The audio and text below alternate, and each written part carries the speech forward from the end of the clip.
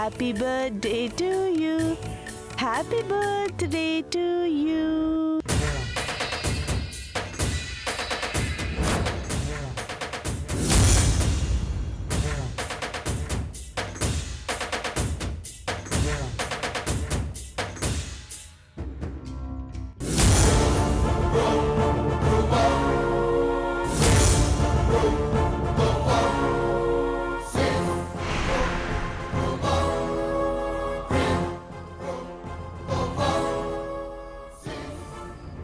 నీకు ఇష్టం లేని పని చేసినందుకు ఐఎమ్ సారీ రా.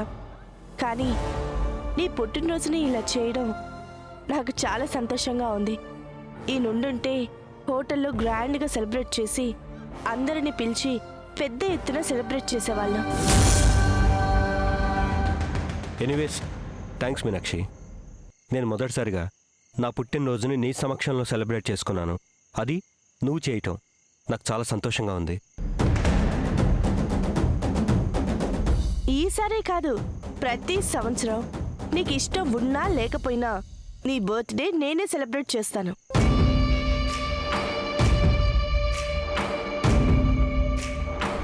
వచ్చే పుట్టినరోజుకి రాముండడు.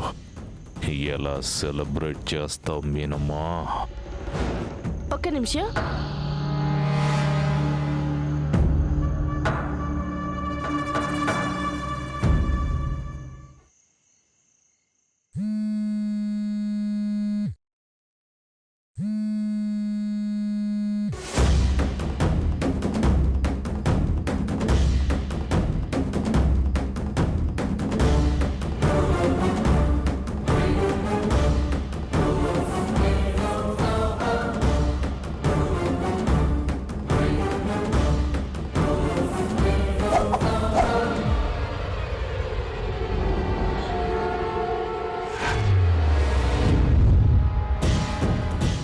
చెప్పమేనమ్మా.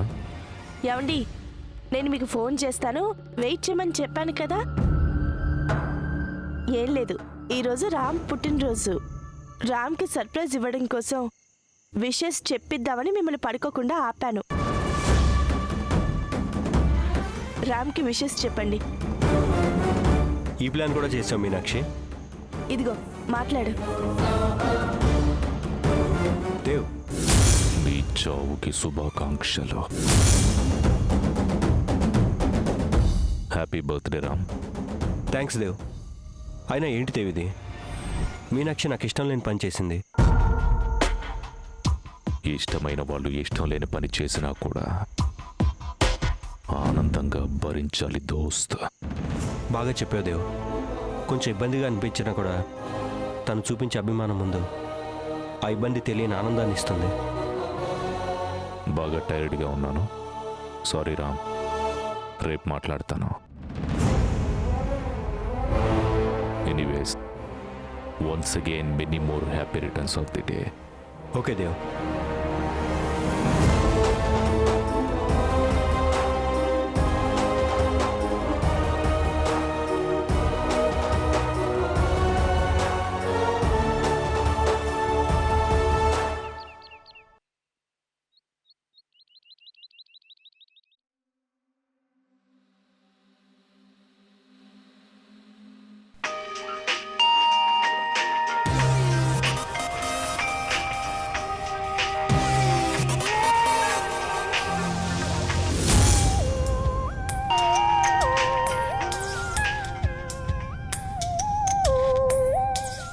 కిల్లర్, ఇంత పొద్దున్నే ఫోన్ చేశావేంట్రా? బాస్, నీ ప్రాణ స్నేహితుడు నిన్ను మోసం చేస్తున్నాడంటే నువ్వు నమ్మడం లేదు కదా.